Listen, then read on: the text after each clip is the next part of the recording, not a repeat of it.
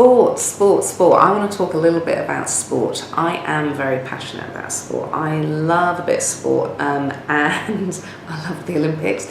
I'm currently on the House of Lords Select Committee looking at the Olympic legacy, what it means, how we can ensure it actually happens. Because you know what? All the countries that have had the Olympics in the past, even though they've spoken about a legacy, all that's been left behind has been one or two white elephants, or actually in some cases herds of white elephants all around their countries, and that's not good for anyone. So what we want to ensure is that the legacy of London 2012 really impacts the whole country. And for me, the most important thing, the single most important thing for me, is about getting more British kids to do sport, because we have an obesity time bomb. I mean, that's putting it in the negative. The positive point obviously is that if you do sport, everything in your life is better, usually, on the whole. And if you don't, you're going to die sooner. So, you know, get a life, do sport. But it's easy to say that, it's hard to do that. And it's really hard to do that if you haven't been taught to do it from a young age. I know, because I tried to reverse a hatred of PE when I was a teenager, and my main memory from sport at school was, this is true really, was cross-country running, being sick as I came number 24th out of 25 in my school cross-country running, right? So I hated it. But then when I was older and, you know, could put on 3 stones at the drop of a hat and become nearly obese, I realised that sport is the only way out. It's the only lifeline. And, you know, for a lot of people it is literally a lifeline. Whether you're looking at staving off diabetes, you know, if you can combine it with healthy eating, all that sort of thing, you'll live longer, a lot longer. Anyway, what I want to see is more British kids doing sport. The area where I come from, in Tower Hamlets, there's an extraordinary statistic that 1 in 4 kids leaving our primary schools is obese. Not overweight, but obese.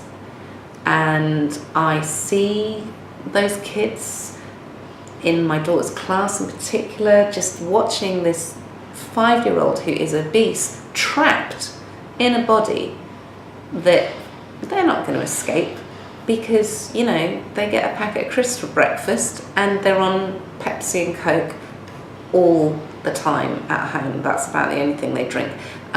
If they could be taught and encouraged to get into sport, then those that are interested in it will find their way to healthier eating. I think we should do a lot more on helping kids do that and, you know, be healthier. But the first step to it is sport and getting a lifelong love of sport, not a lifelong hatred. Now, when the Labour government was in power, we introduced something called the school sports partnerships. I'm quite evangelical about them because they did an incredible amount of good to increase the amount of hours that primary school kids do at sport, and the research shows that if you start kids at primary school, they'll carry on. Now, I was incredibly disappointed, couldn't believe it really, when after the incredible success of the Olympics, the government cut the funding and just destroyed all the school sports partnerships. That's quite devastating. The government said they couldn't afford them. They cost £150 million, £160 million. And what the government have now said is that they will give money individually to each primary school, £150 million.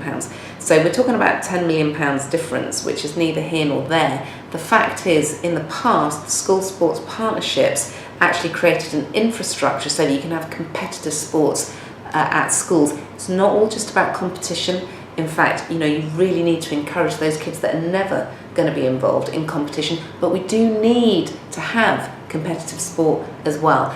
So what we're looking at on the Select Committee is how we can increase that, notwithstanding the fact that most school sports partnerships have been disbanded. Those that are carrying on, like the one in Tower Hamlets that I'm a trustee of, the Tower Hamlets Sports Youth Foundation, that's carrying on despite the fact that it's lost all its funding from government, because the schools in Tower Hamlets have banded together to help fund it because they see how important it is for their kids. And most important of all, they see that more sport impacts success in academic areas. If you are out doing sport, you are better able to learn and you will be more academically successful. What's not to like, people? So let's support London 2012, let's keep the spirit going, and let's make sure we get our kids doing more sport. It's important for them, it's important for Britain too.